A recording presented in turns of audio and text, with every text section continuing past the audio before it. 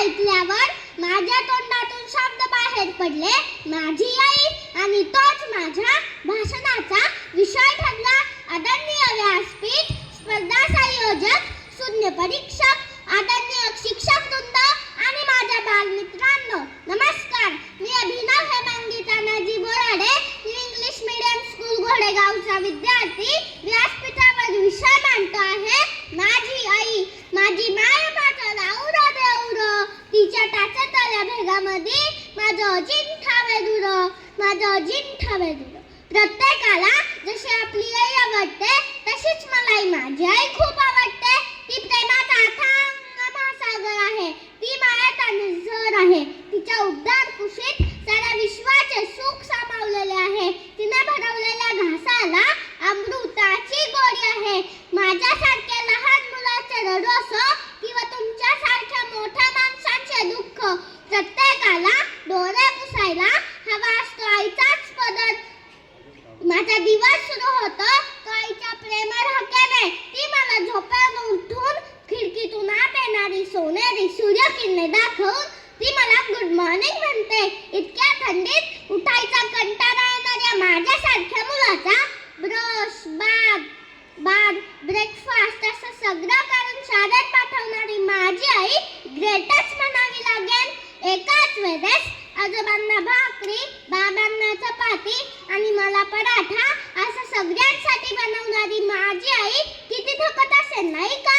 अहो, सकाळी आकाशात सूर्योदय होण्यापूर्वीच पहाटेच तिचा दिवस सुरू होतो आणि रात्री घरातले सगळे झोपल्यावरही उद्याच्या भाजीची तयारी करून मगच तिची पावले अंथरून आकडे वाढतात. तेव्हा आमच्या घरात होतो सूर्यास्तानंतरचा सूर्यास्त. आई स्वतःची तुटलेली चप्पल पुन्हा पुन्हा सांगते, पण मला मात्र आवडणारे स्पोर्ट शूज घेऊन देते.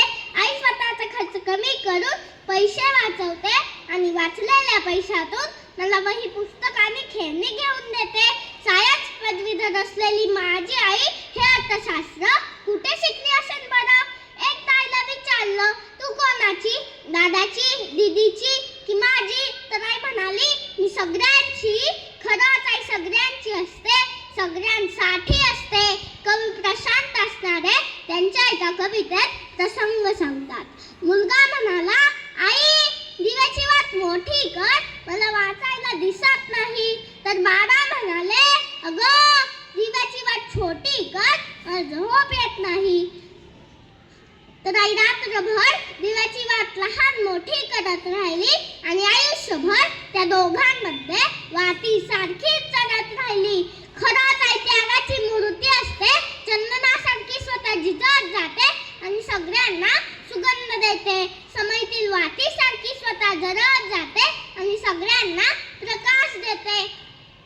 अंगणात चंदनाचे दाणे टाकणारी माझी आई, आजूबाजूच्या झाडांवरच्या पाखरांना टेरेसवर पाणी ठेवणारी माझी आई, तिच्या या आणि अशा अनेक कृतीतून मला खूप काही शिकवून जाते. म्हणून तर माझी आई माझ्या जीवन शिक्षणाचं पहिलं विद्यापीठ आहे. माझी आई माझ्या जीवनाचे सुंदर शिल्प घडवणारी शिल्पकार आहे. 4 ओळींमध्ये बंदिस्त होण्याचं माझ्या आईचं व्यक्तिमत्व नाही. शेवटी माझे बाबा कवी तानाजी बोराडे यांच्या शब्दात एवढंच म्हणतो, हरले ग शब्द माझे तू जिंकलीस आई. माझ्या सहित शब्दांना जागा तुझ्याच पायी, माझ्या सहित शब्दांना जागा तुझ्याच पायी. धन्यवाद.